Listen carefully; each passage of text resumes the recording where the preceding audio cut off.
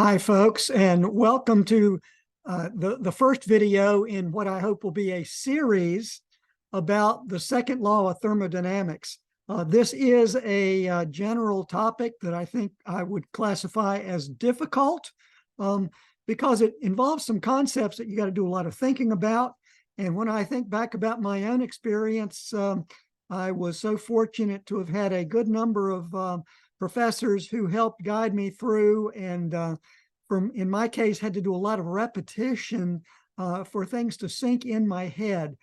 So let's get started. On the first part will be identifying the differences between a reversible process and an irreversible process. So the good news here is this is going to be a module in which there's no number crunching, no problem solving, but I hope will start you thinking about how is a process reversible or is a process irreversible. So let's get started.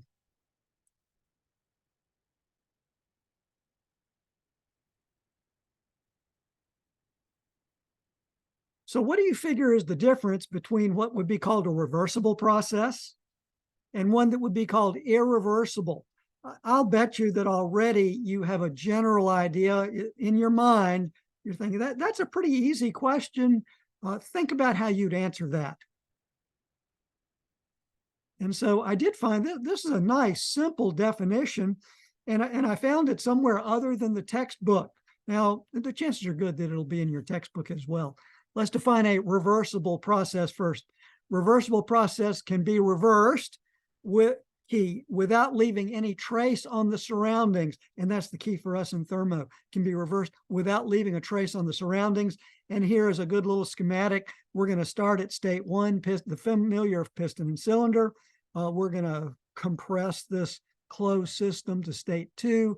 And then we're going to reverse that process. Instead of going 1 to 2, then we're going to have reversible process 2 to 1. And it's a reversible process if we leave no trace that anything has happened on the surroundings. Now, on the screenshot that I've got, it says all real-world processes are irreversible. Not quite so fast. Let's make some remarks about the real world. There are many real-world processes that we model as nearly reversible or, for our purposes, reversible. So don't get totally jaded or say this is hopeless because all real-world processes are irreversible. We're going to model a good number of real-world processes as reversible or nearly reversible. Okay, so now let's define an irreversible process. Well, here was a definition of reversible. So the opposite definition, an irreversible process leaves some type of effect on the surroundings. And this is a key. This is what I want you to absorb from this module. Some type of effect on the surroundings. And we're going to discuss those. All right, next, how would you build, as an engineer, how would you build a reversible process?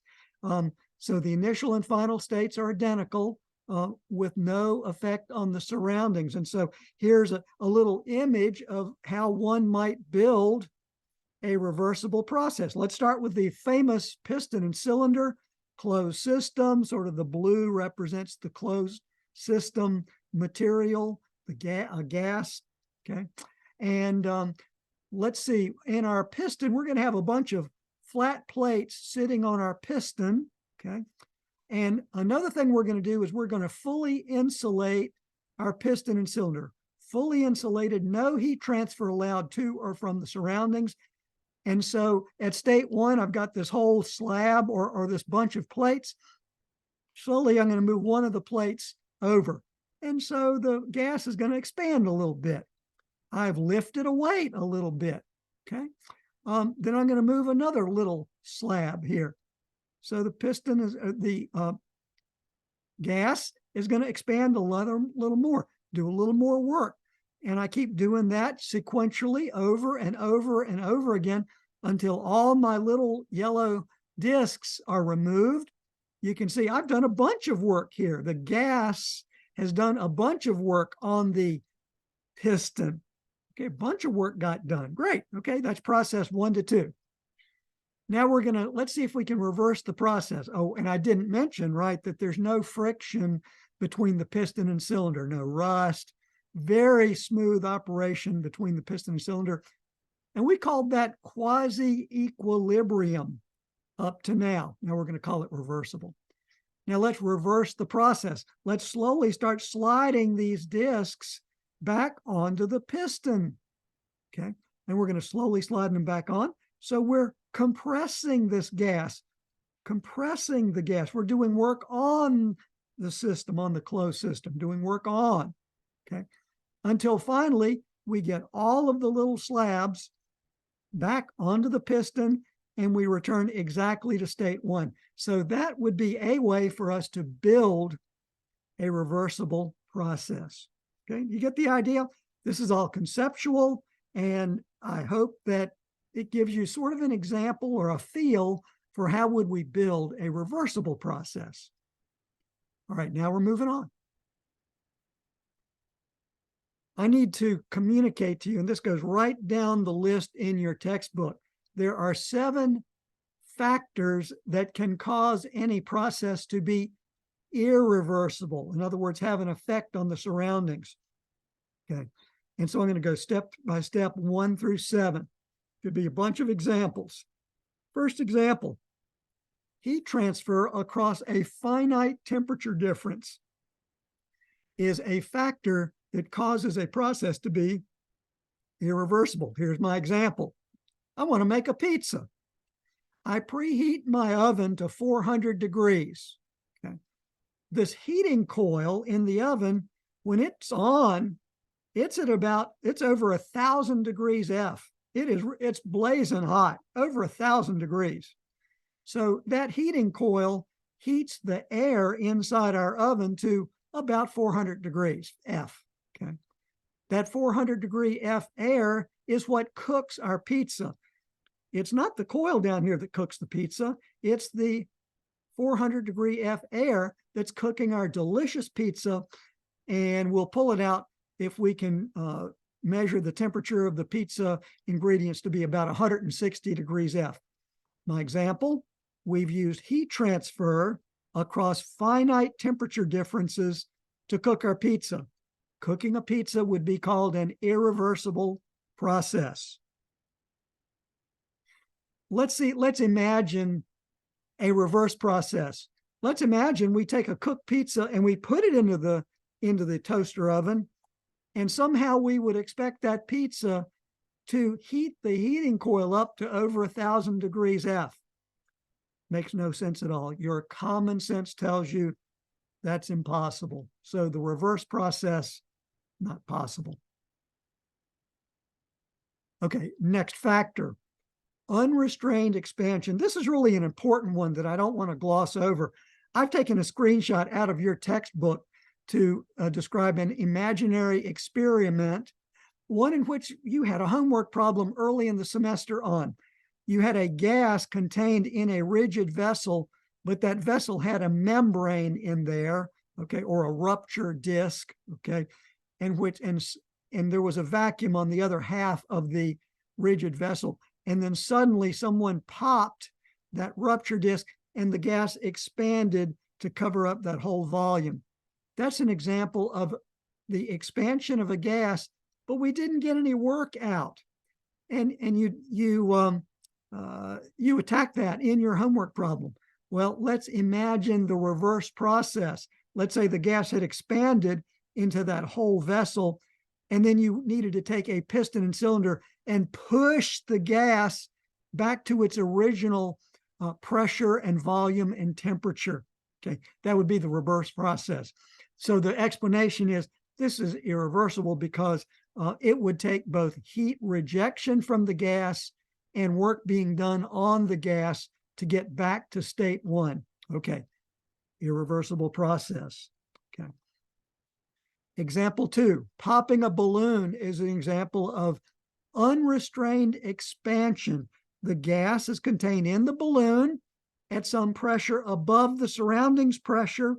You pop the balloon, and so the compressed air in the balloon boop, it pops, it expands to become part of the surroundings, but you didn't get any work out. Unrestrained expansion. Okay. And so I've got a little third example of unrestrained expansion. If you watch one of my videos about transient processes, you say, well, here's a I've got this hooked up to a compressed air tank. Okay.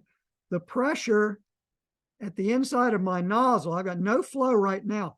Pressure, the feed pressure is 90 pounds per square inch. Well, what's the gauge? 90 pounds per square inch gauge feed pressure. I've got a little valve in here that I will open when I press the lever, and air is going to come out here. And what's the pressure here? What's the pressure out here? 0 pounds per square inch gauge, or 14.7 psi. So when I open this valve, this is a visual demonstration of an open system undergoing unrestrained expansion. And I don't think that you're going to hear the sound on the mic, so okay, ready?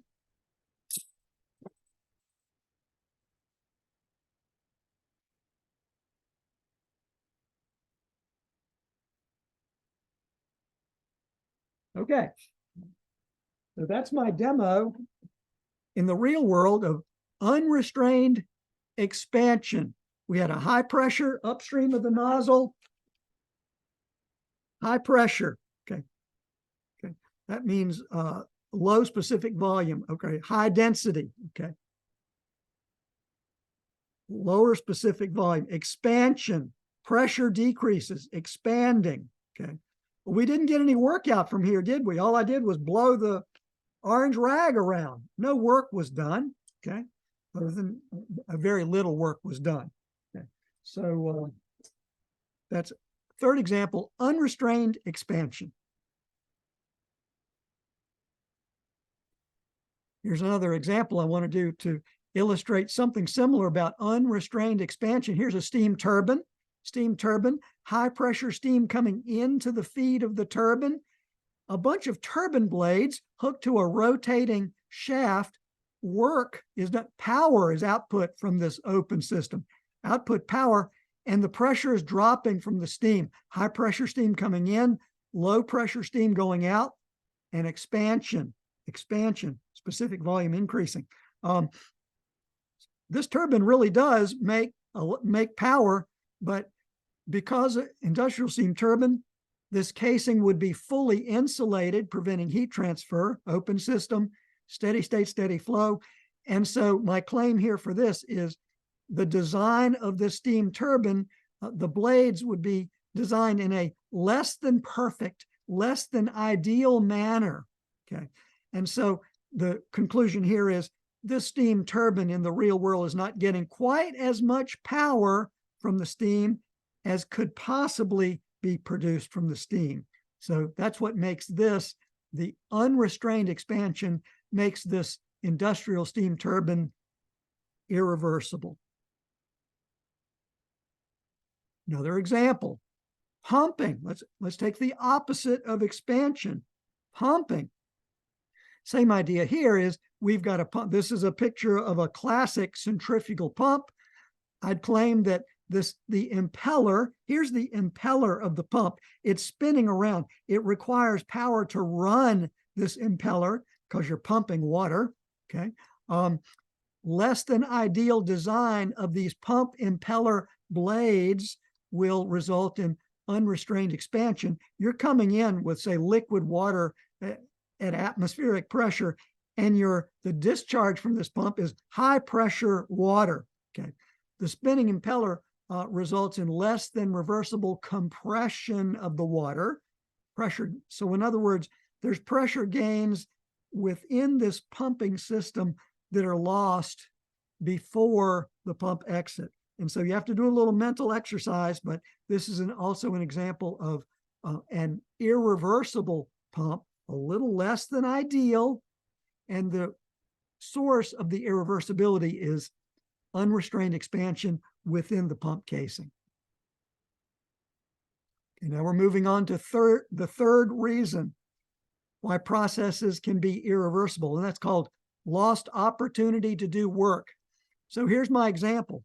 I've got a 1-ton weight sitting up here on a cliff, and I push that 1-ton weight off, and it falls down the cliff into the ravine.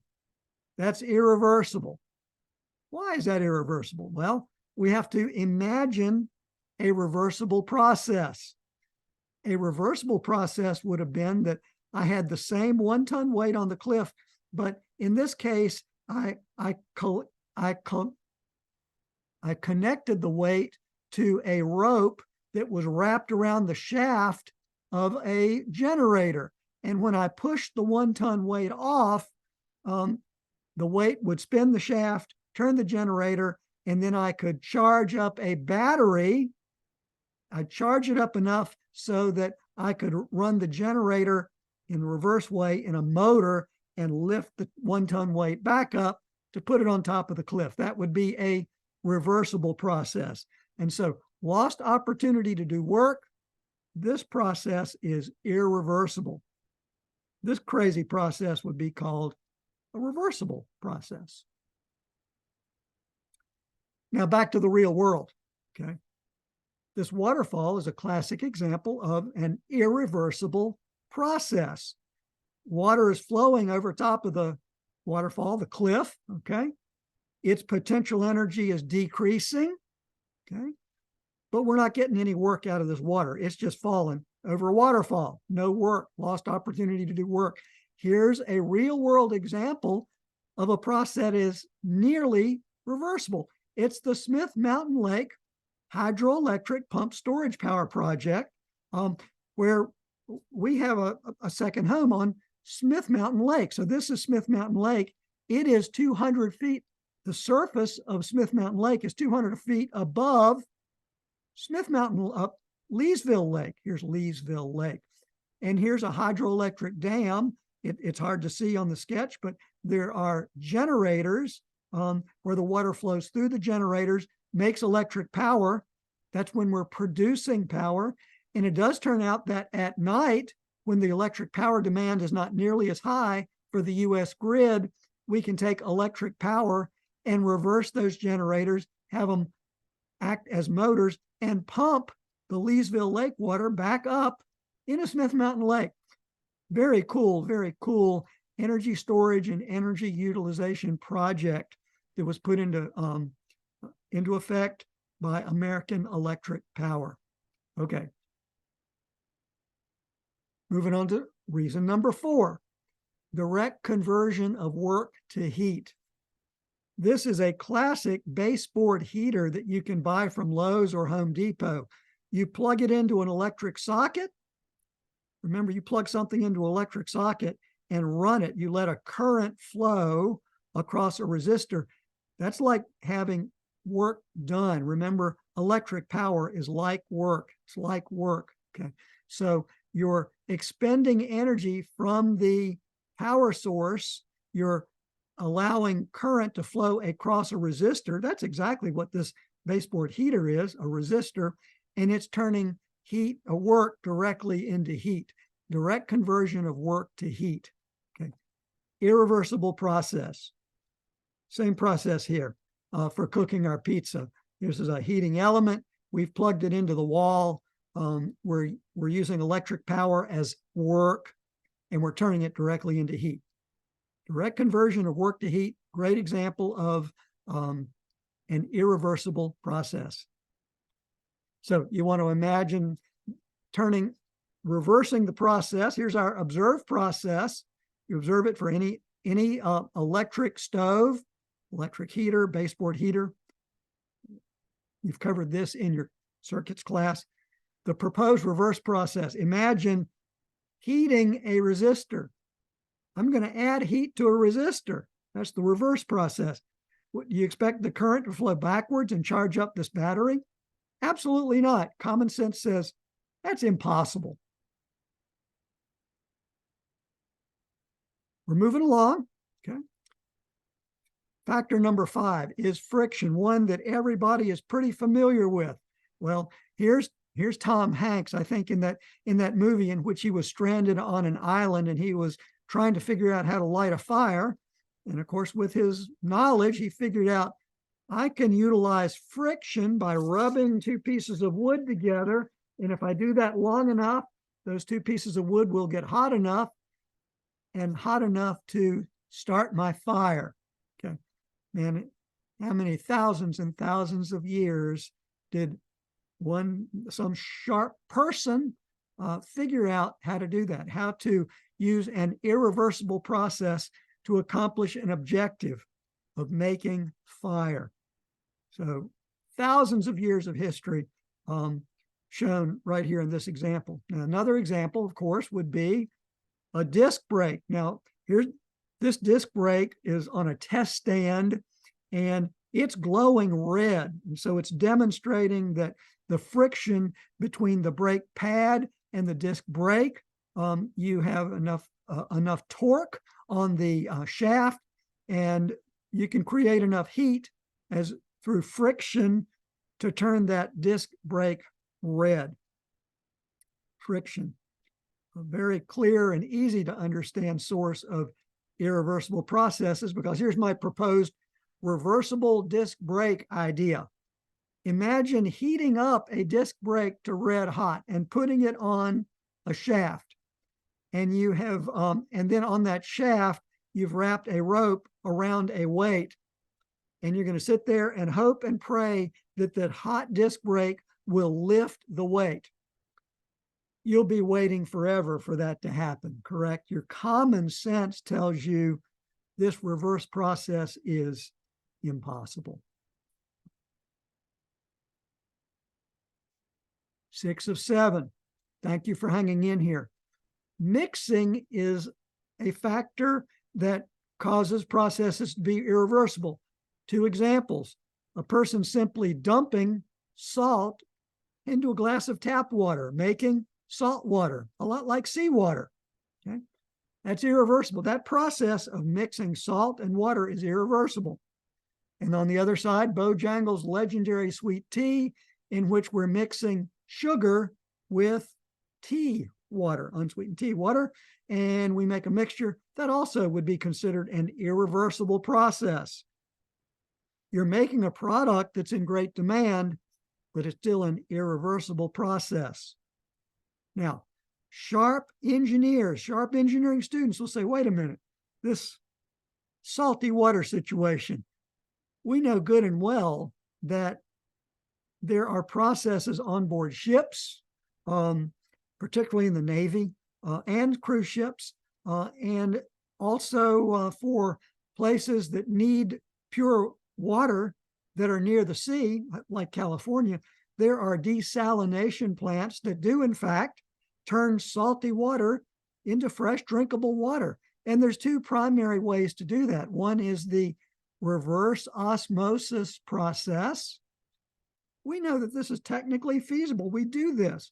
We take salt water, we pump that salt water through a semi-permeable membrane in which H2O passes through the membrane, but the NaCl, the salt, does not. Okay, and we end up with fresh water. That's easily achievable technology. Well, what makes that irreversible?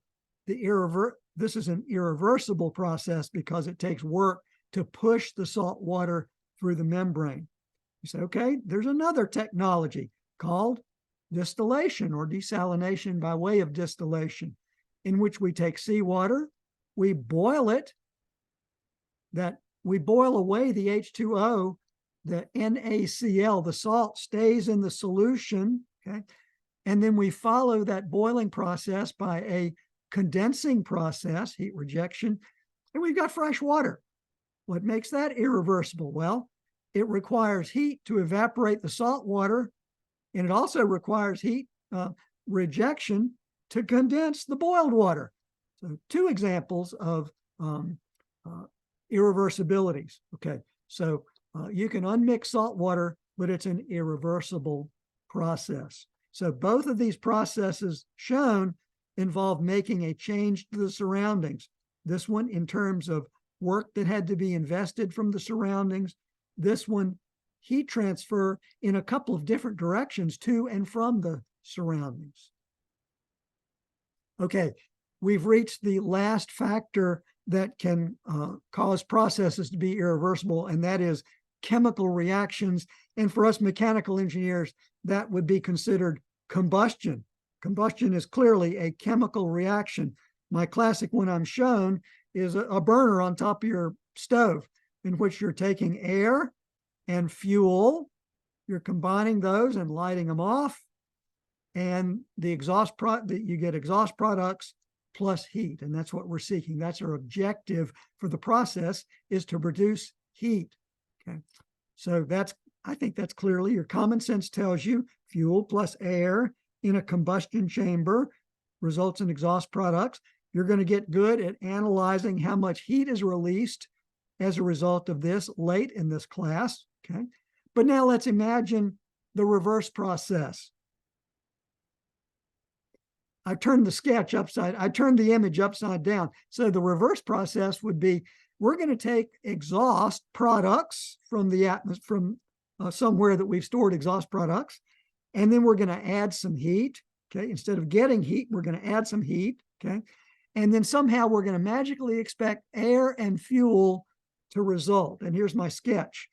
I'm going to take in exhaust products into an unmixing chamber, and the result will be fuel coming out that we can put back in a tank, and air, nice clean air that we can put back in the surroundings. You know good and well that that's impossible. And so in my I've shown, you're going to be able to quantify this. So you'll be able to quantify this, why this is impossible, once you complete this course. So this proposed reverse process is impossible, and you're going to be able to quantify why. Okay, I've given you a lot of words. We haven't crunched any numbers, so let's recap. Talked about 7 sources of irreversibility in a process. The top 2 are the most important for your success in this thermo class. Heat transfer across a finite temperature difference, getting an understanding of why that makes processes irreversible. Unrestrained expansion. Unrestrained expansion.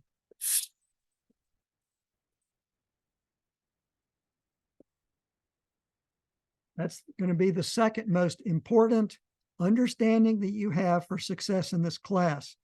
Unrestrained expansion is a source for irreversibility in a process, followed by lost opportunity to do work. Remember, waterfall. Direct conversion of work to heat.